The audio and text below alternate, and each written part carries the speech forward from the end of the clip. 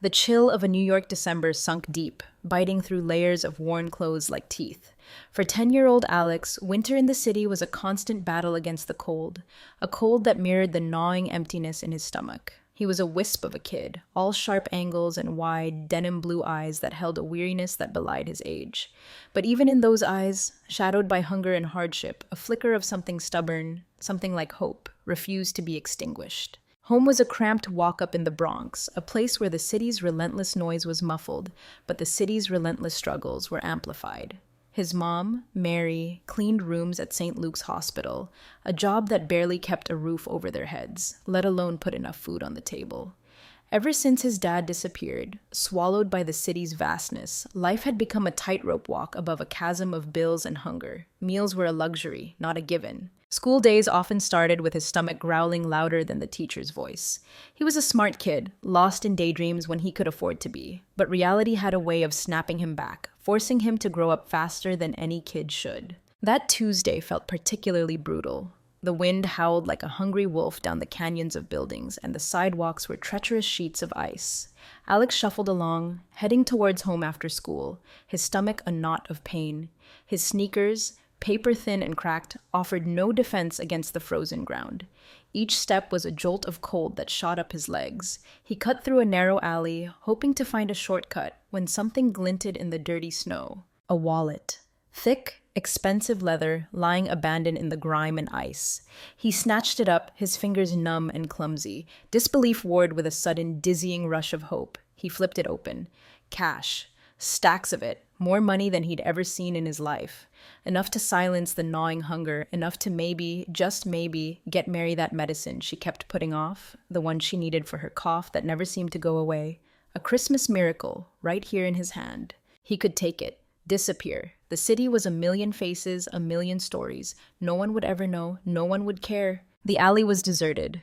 The wind whistled through the narrow space, a cold, tempting whisper in his ear. Take it, it seemed to say. You deserve it. But as his fingers tightened around the thick leather, a different kind of chill ran through him, deeper than the winter air. He knew in the marrow of his bones that this wasn't right. This wasn't his. He flipped the wallet open again, his heart pounding a frantic rhythm against his ribs. Driver's license, Dr. David Miller. A doctor. Mary had mentioned him. A kind doctor at St. Luke's, she'd said, the one who always asked her how she was doing, really asked, not just a polite nod and a rush past. The one who treated her like she was a person, not just a shadow pushing a mop. A wave of conflicting emotions slammed into him.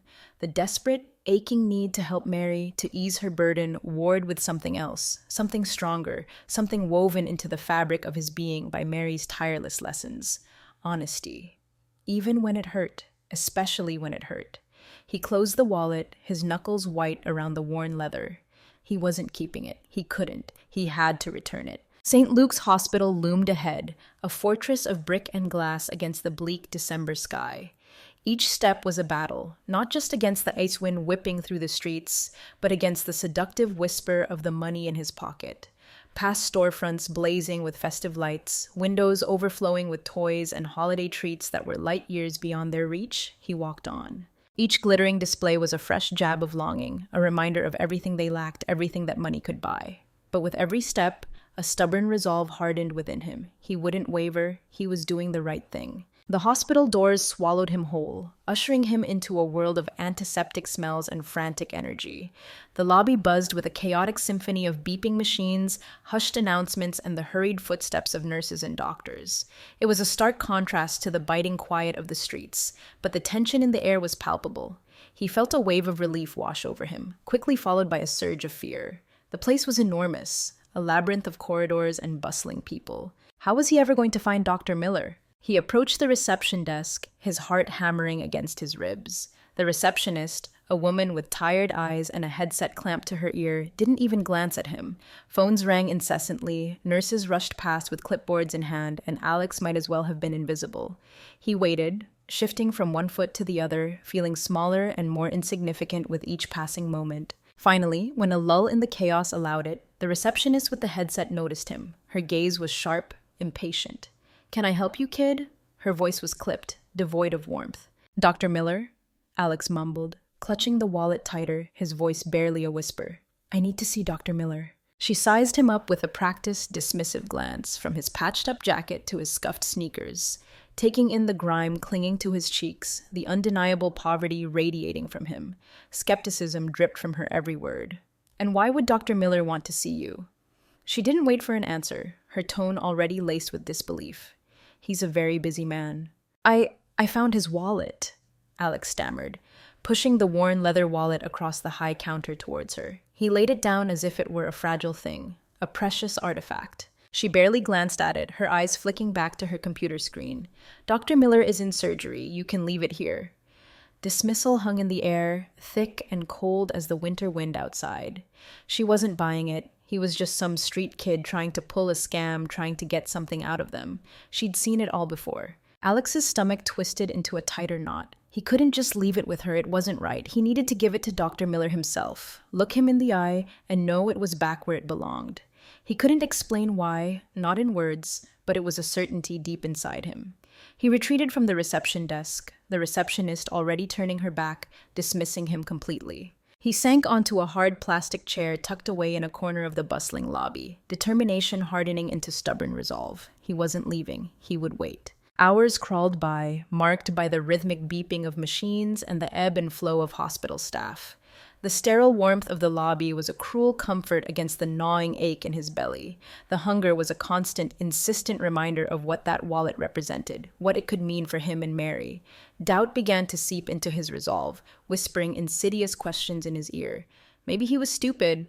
Maybe he was wrong. Maybe he should have just kept the money. Maybe then Mary wouldn't have to work so hard, wouldn't look so tired all the time. Just as despair began to settle in, heavy and suffocating, a nurse with kind eyes and a weary smile paused in front of him. Her name tag read Jenny R. She looked at him with genuine concern, not suspicion or dismissal.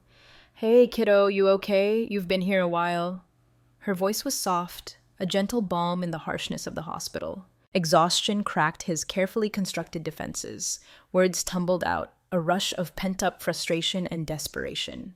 He told her about the wallet, about finding it in the alley, about the receptionist who wouldn't listen, about the gnawing hunger, about Mary. Jenny listened, her brow furrowing with sympathy, her gaze unwavering. She didn't interrupt, didn't judge. She simply listened, her presence a quiet reassurance. She saw past the grime, past the worn clothes, past the exterior of a street kid, and saw something real, something honest. "Come with me," she said finally, her voice gentle but firm. "Dr. Miller is a good man. Let's go see if we can find him." A fragile spark of hope flickered in Alex's chest, a tiny flame against the biting wind of despair. Jenny led him away from the bustling lobby, deeper into the labyrinthine corridors of the hospital.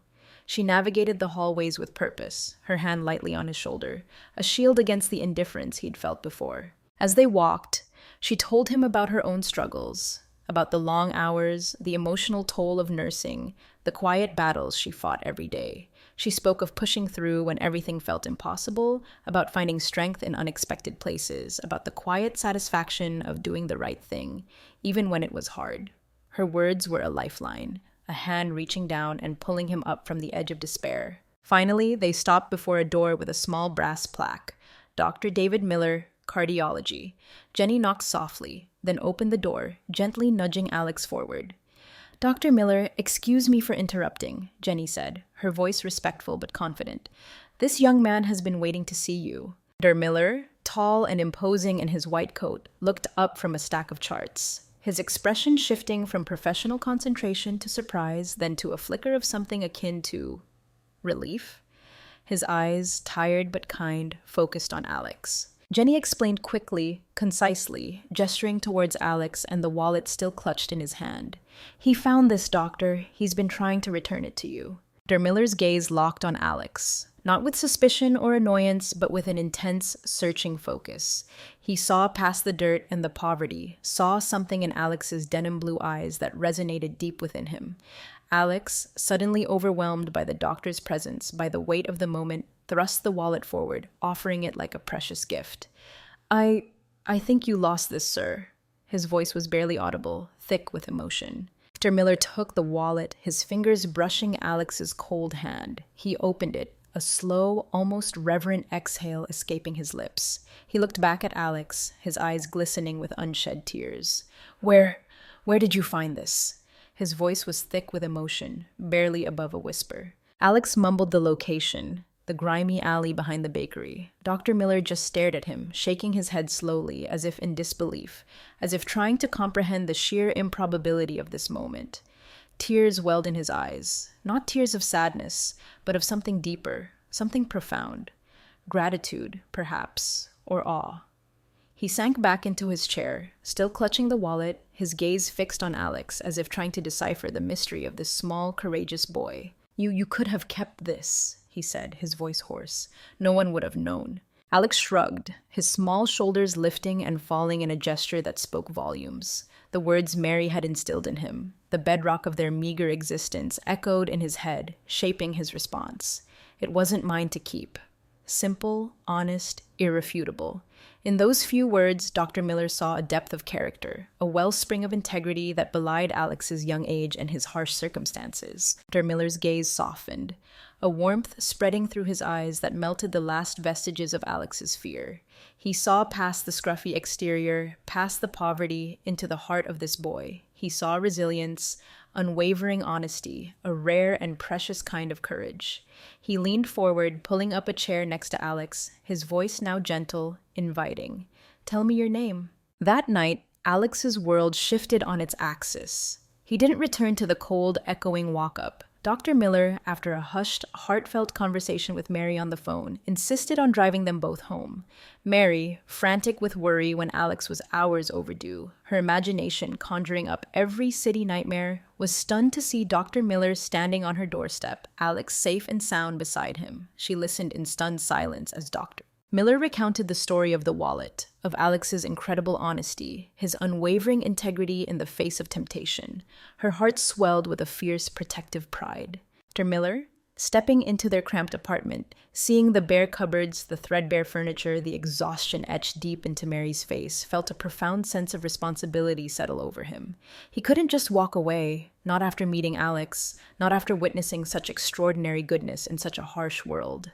He sat with them at their kitchen table, the chipped formica cold beneath his hands, and told them his own story. He spoke of his childhood, growing up poor, raised by a single mother who worked tirelessly to make ends meet, a life that echoed their own in its struggles and sacrifices. He shared how a single act of kindness, a scholarship offered by a stranger, had changed his trajectory, had allowed him to pursue his dreams, to become a doctor. Meeting Alex, he said, his voice thick with emotion, felt like coming full circle. It was his turn to repay the kindness he had once received, to extend a hand to someone who deserved it more than anyone he knew. Then, he made an offer that was so unexpected, so life-altering, it seemed to hang suspended in the air between them, shimmering with possibility and disbelief. Complete medical care for Mary, for the chronic illness she had been battling in silence, too proud to ask for help, too burdened by the cost. And a full scholarship for Alex, not just to any school in the city, but to any school he chose, a chance to escape the cycle of poverty, to pursue his dreams, whatever they might be. Mary, fiercely independent, her pride a shield against the world's harshness, initially resisted. The offer was too grand, too overwhelming. Gratitude warred with a deep-seated discomfort at accepting charity, at relying on someone else's generosity. Alex, his young mind reeling, felt a mixture of awe and trepidation. It was a miracle, a dream come true, but also a weighty responsibility. He understood, even at 10 years old, that this wasn't just a gift. It was an investment, a trust placed in him that he couldn't afford to betray. Life began to transform, slowly at first, then with increasing momentum. Mary started treatment, the best medical care available, her health gradually returning, the persistent cough fading, the color returning to her pale cheeks. She wrestled with the discomfort of accepting help, the ingrained habit of self-reliance fighting against the undeniable relief. But as her strength returned, so did her spirit, replaced by a quiet gratitude that radiated outwards. Alex started at a new school, a world away from the overcrowded, underfunded public school he had known. Clean classrooms, well-stocked libraries, teachers who had time to see him, really see him. It was overwhelming, intimidating, a different kind of struggle. He felt out of place, constantly battling the fear of not being good enough, of failing to live up to Dr. Miller's faith in him. He was surrounded by kids who had always had more, who spoke with confidence and ease, who didn't know what it was like to go to bed hungry. But Jenny, now a steadfast friend, a mentor who understood the hidden currents of his life, was his anchor. She reminded him of his own strength, of the unwavering honesty that had opened this extraordinary door, of the inherent worth that had nothing to do with money or privilege. Mary, regaining her health and her energy, found a new sense of purpose, inspired by Jenny's quiet compassion. By the extraordinary care she had received at St. Luke's, she began to volunteer at the hospital, her own experience giving her a unique empathy for patients and their families. Her quiet presence, her gentle touch, became a balm to those navigating the often frightening world of illness and recovery. She and Dr. Miller forged an unlikely but deep friendship built on mutual respect, shared values, and a profound sense of gratitude for the unexpected turn their lives had taken. Alex blossomed at his new school, his innate intelligence finally given fertile ground to flourish. He excelled academically, his quiet determination shining through in every task he undertook. He made friends, tentative at first, then genuine connections that began to erode the walls of isolation he had built around himself. Slowly, he shed the invisible cloak of poverty, the constant awareness of being different, of lacking. There were moments of quiet reflection, stolen moments in their now brighter apartment, the aroma of real food, plentiful and nourishing, filling the air. Alex would sometimes wonder, in the quiet of his own thoughts, what if he had made a different choice that day? What if he had succumbed to temptation and kept the wallet? Where would they be now? He knew the answer, instinctively, viscerally. And in that knowing, he understood the profound power of honesty, the quiet strength of integrity. Mary would smile, her eyes clear and bright, reflecting a newfound peace. "Honesty, Alex," she would say, her voice soft but firm. "It always comes back to honesty." Inspired by Jenny and her own experience, Mary enrolled in a nursing assistant program, a daunting step, facing her own insecurities and fears about returning to school after so many years. But she was driven by a fierce desire to give back, to pay forward the kindness they had received, to offer the same comfort and care to others that had been extended to her. Evenings were filled with textbooks and shared study sessions with Alex, their small apartment buzzing with a new kind of energy, the energy of hope and purpose. Dr. Miller became a constant presence in their lives, a mentor to Alex, a friend to Mary, a surrogate father figure offering guidance, support, and unwavering belief in their potential. Alex, emboldened by his newfound confidence, entered a school essay contest. Pouring his heart onto the page, writing about his experience, about the cold alley, the found wallet, the split-second decision that had changed everything. His words resonated with raw honesty and emotional depth, winning him the contest not just for the recognition, but for the profound sense of validation it brought. It solidified his belief in the power of his own story, the power of making the right choices, even when no one was watching. But just as their new life began to take firm root, just as they dared to believe in a future free from fear and want, the ground shifted again, threatening to swallow them whole. Mary, volunteering tirelessly at the hospital, contracted a severe infection, a hospital-acquired illness that attacked her weakened system with brutal force. She was hospitalized, confined to a sterile room, her fragile health faltering once more. Fear, icy and familiar, gripped Alex, tightening its hold around his heart. Medical bills, despite Dr. Miller's unwavering support, began to mount again, a chilling reminder of their precarious past, a specter of poverty looming at the edges of their fragile new world. Alex haunted the hospital hallways, a ghost in the sterile corridors, his grades slipping, his focus fractured, the weight of it all threatening to crush him. He found his essay, crumpled in his backpack, a forgotten reminder of a brighter moment. He reread his own words, the raw vulnerability of his story laid bare on the page. He reread his own testament to honesty, to courage, to the transformative power of a single right choice. And in those words, he found a spark of renewed resolve. He couldn't give up. Not now. Not after everything they had fought for, everything they had overcome, not especially when Mary needed him most. He sought out Dr. Miller, his voice trembling, his denim blue eyes shadowed with fear and exhaustion, pouring out his anxieties, his desperation. Dr. Miller listened, his face etched with concern, his heart heavy with empathy. But his voice, when he spoke, was firm, reassuring, unwavering in its commitment. "You are not alone, Alex. Alex," he said, his hand resting firmly on Alex's shoulder. "Neither is Mary. We are in this together." He promised to do everything in his power to help Mary recover, to continue supporting Alex, to weather this new storm together. Then, in the midst of the gathering darkness, a flicker of unexpected light. A phone call, a hesitant voice on the other end of the line. Alex's essay, The School Winner, had been selected for a national competition, judged against thousands of entries from across the country, and it had won a national award with a significant cash prize.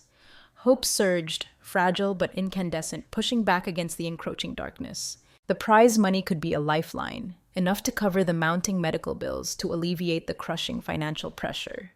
But the award ceremony was in Albany, the state capital, a day's journey away from Mary, who was still weak, still vulnerable. A new dilemma tore at him. Leave Mary when she needed him most? Abandon her side even for a few days when she was so fragile? Or forfeit an opportunity that could be their salvation, an opportunity that could secure their future, once and for all? He wrestled with the decision, torn between his fierce loyalty to Mary and the undeniable weight of their financial reality. He talked to Jenny, her calm wisdom a steadying force in his turmoil.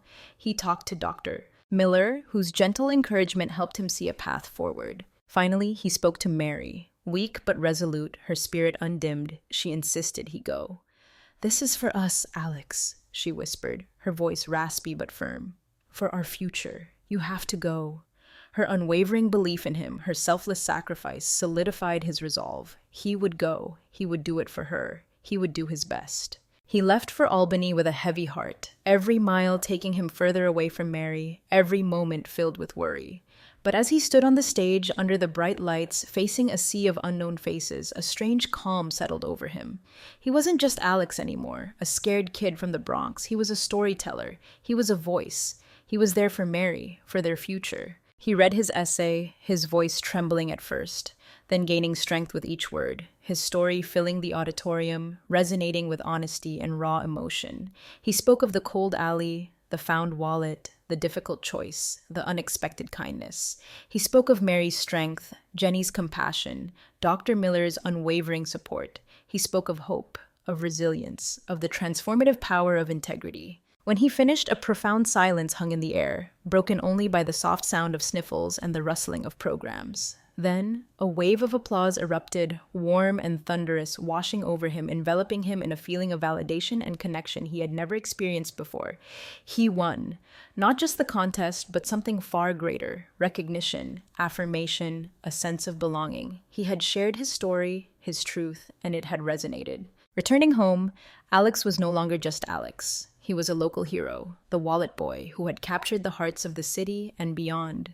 The story of his honesty, his courage, his unwavering integrity spread like wildfire, amplified by local news and then national attention.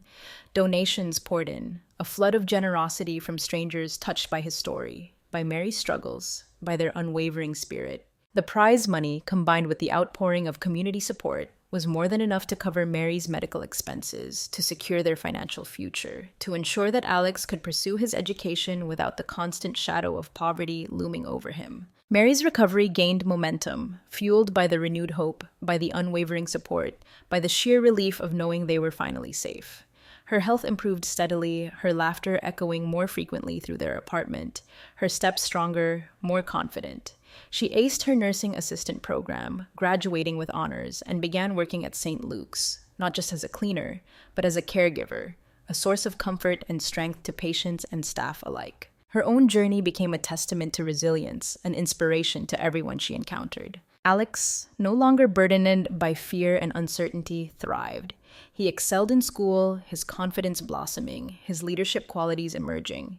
He became a role model for his peers, tutoring younger students, volunteering in the community, always willing to lend a hand to those who were struggling, remembering his own difficult path. His relationship with Dr. Miller deepened, evolving beyond mentorship into a genuine familial bond.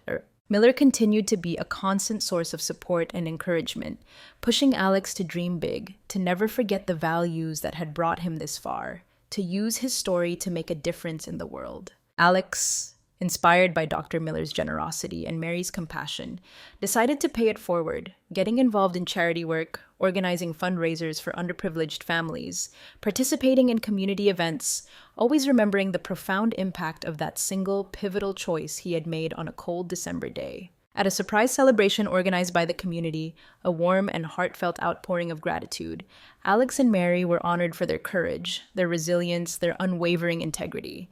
During the event, Dr. Miller stepped forward, a microphone in his hand, a quiet smile on his face.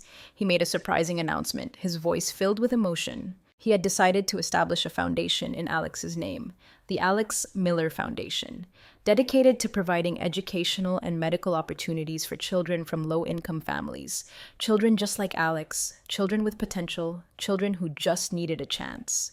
The announcement was met with thunderous applause, tears of emotion glistening in the eyes of everyone present. Mary, deeply moved, her voice choked with emotion, thanked everyone, especially Dr. O. Miller, for believing in her and in Alex, for giving them a second chance at life.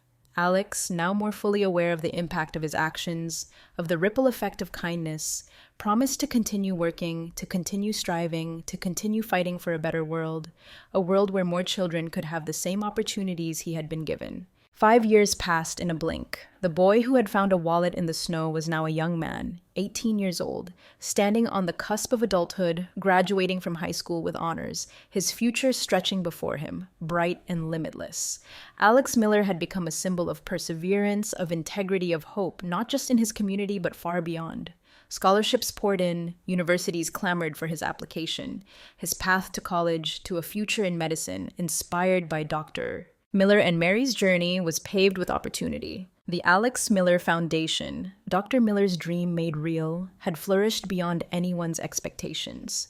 It had grown into a powerful force for good, helping hundreds of children across the city receive quality education, access to medical care, changing lives, one child at a time, just as Alex's life had been transformed. The foundation became a beacon of hope, a testament to the enduring power of kindness, spreading Alex's story, inspiring countless others to believe in the possibility of change, to believe in the power of one. Mary, healthy and vibrant, working as a nursing assistant at St. Luke's, was a beloved figure, her compassion and empathy touching countless lives. She dedicated her days to caring for patients, offering the same gentle kindness she had received during her darkest hours. She remained a loving mother to Alex, a steadfast friend to Jenny and Dr. Miller, their bond forged in hardship and strengthened by gratitude, an unbreakable chosen family. Alex, reflecting on his journey, on the improbable turn his life had taken, understood that even in the face of immense hardship, even in the depths of poverty and despair, choice remained.